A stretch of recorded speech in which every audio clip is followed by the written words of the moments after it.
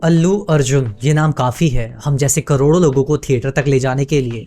पर आज बात सिर्फ एक स्टार की नहीं हो रही है, आज बात हो रही है पैन इंडिया आइकन की।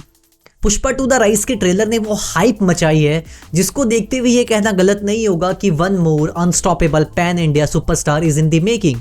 प्रभास के बाद इस रेस में हमें एनटीआर दौड़ते हुए नजर आ रहे थे, पर अब अल्लू अर्जुन भी इस रेस का हिस्सा हैं। पुष्पा टू की मूवी के हाइप ने एक फेस्टिव वाइब ले लिया है। पब्लिक के अंदर एक्साइटमेंट और क्यूरियोसिटी दोनों भर भर के है।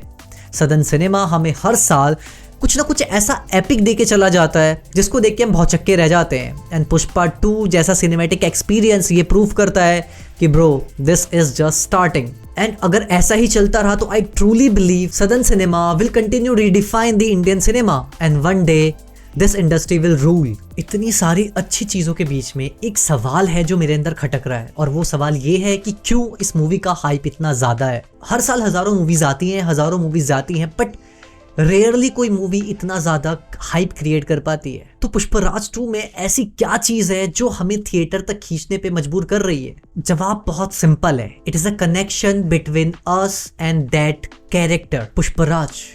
हम सब अपनी लाइफ में कभी ना कभी सपने देखते हैं, बड़े सपने, इम्पॉसिबल सपने, और उन सपनों को रियलिटी में कन्वर्ट करने के बीच एक दीवार होती है।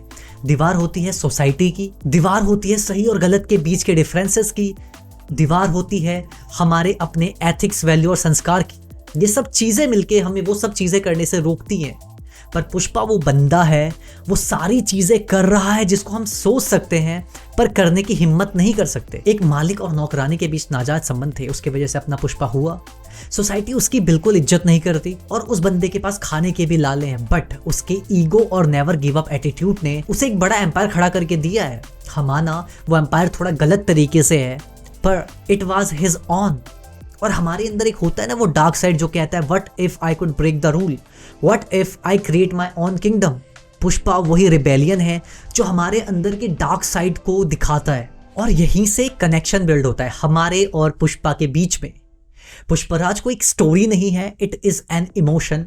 वो एक कनेक्शन फील करवाती है हमें और पुष्पराज के बीच में। जब पुष्पराज डायलॉग बोलता है ना कि मैं झुकेगा नहीं साला, it is not just a simple dialogue, ये एक एनर्जी है और हमें एक रॉर लगता है। इस पूरी पिक्चर को देख के हमें ऐसा लगता है कि हम अपनी लाइफ में कुछ बड़ा मांग सकते हैं और उसको पाने के लिए अपना बेस्ट दे सकते हैं। और पुष्पा 2 के साथ हम फिर से वो जज्बा जीने के लिए तैयार हैं, क्योंकि पुष्पा 2 बस एक कैरेक्टर नहीं है, वो एक रिफ्लेक्शन है हमारे अंदर के हरामी बंदे का, जो कहता है कि ब्रो तोड़ दो सारे रूल्स, कुछ बड़ा करने की हिम्मत दिखा दो।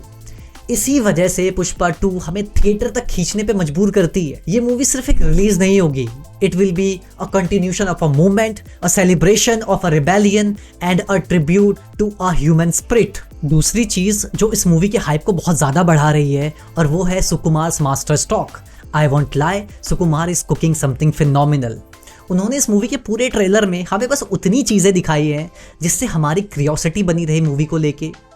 मूवी का ट्रेलर स्टार्ट होता है एक रॉ एनर्जी के साथ, पर जैसे जैसे सीन्स बढ़ते हैं हमें सुकुमार का मास्टर स्ट्रोक समझ में आता है कि उन्होंने कैसे हमें बस उतना दिखाया है जितने की जरूरत थी, ना एक फ्रेम कम ना एक फ्रेम ज्यादा। ये पूरा ट्रेलर उस आर्टिस्ट की तरह है जो अपने पेंटिंग का सबसे इंपॉर्टेंट ब्रश स्ट्रोक लगाता है, बाकी पूरे पेंटिंग को ब्लैंक छोड़ देता है ताकि हम सोचें कि इसमें आगे क्या होने वाला है। ट्रेलर का हर एक शॉट हमारे अंदर एक अंडर करंट ऑफ क्यूरियोसिटी छोड़ता है।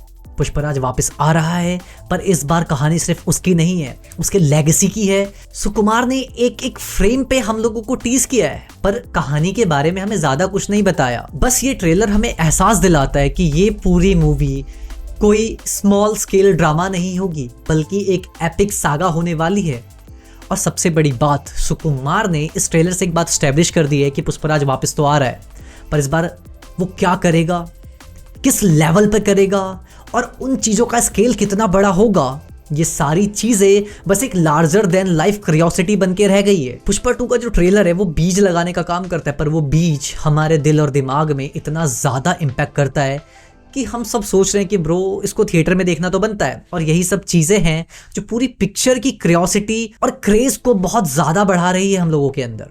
लास्ट बट नॉट लीस्ट, इस मूवी की हाइप इसके विलन फहद फासिल की वजह से भी बहुत ज़्यादा हो रही है। पुष्पा 1 के एक्सप्लोसिव क्लाइमेक्स देखने के बाद हमें एक चीज़ तो पता चल गई थी कि Pushpa 2 is going to be blazing showdown. वो कहते हैं ना, जितना इंटेंस विलन उतनी एपिक स्टोरी। अल्लू अर्जुन और फहद फासिल दोनों का स्क्रीन पे एक टाइम आना एक हाई वोल्टेज ड्रामा क्रिएट करता है एंड आई बिलीव इन दोनों का प्रेजेंस एक सिनेमैटिक स्टॉर्म का रूप ले लेगी।